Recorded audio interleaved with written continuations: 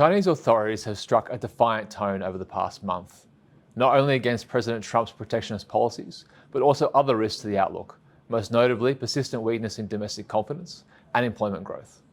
While Premier Li Qiang's address to the National People's Congress did not include new policy initiatives, his intent was clear.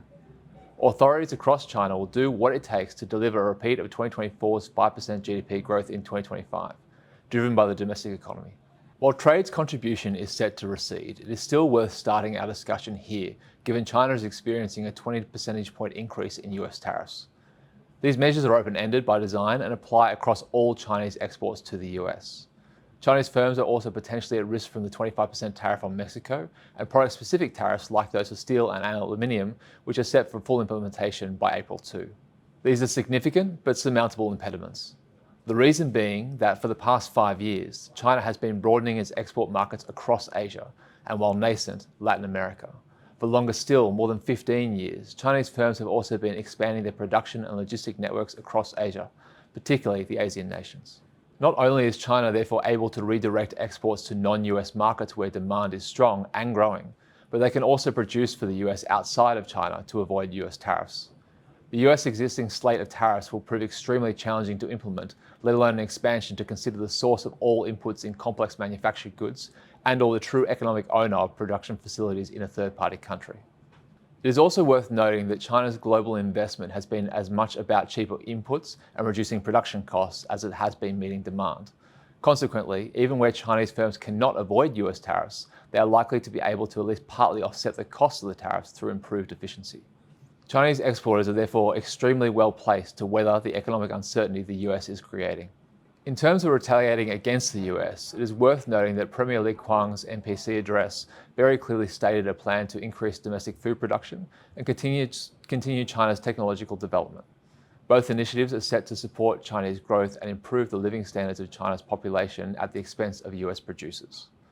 Highlighting the risks the US faces on this front is a circa 35% decline in Tesla's share price in recent weeks, as deliveries of their Chinese-made vehicles, which supply China and many other global markets, reportedly slumped 49% over the year to February as a result of strong competition from Chinese firms such as BYD, XPeng and Geely. Coming then to the other key risks to China's outlook, the labour market and confidence. While less imports and continued but slower growth in exports should promote further employment gains in trade-related sectors, it is the domestic economy where the greatest opportunity lay for an outsized windfall. The NPC address called for support for the housing sector, both through improving the financial position of developers and securing confidence in the outlook for prices.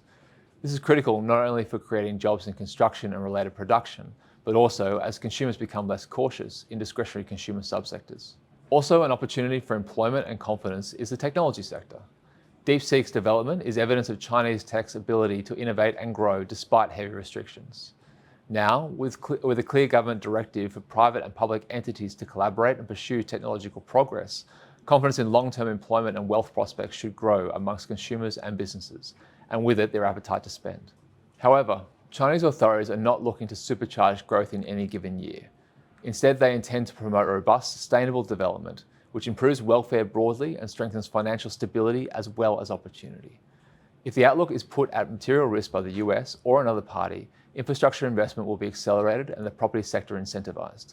But otherwise, authorities will instead allow the economy's structure to evolve in keeping with authorities' long-term ambitions for income and productivity-led development. We therefore believe the 5% growth target for 2025 is readily achievable and consider risk balanced either side. We'll see you next time.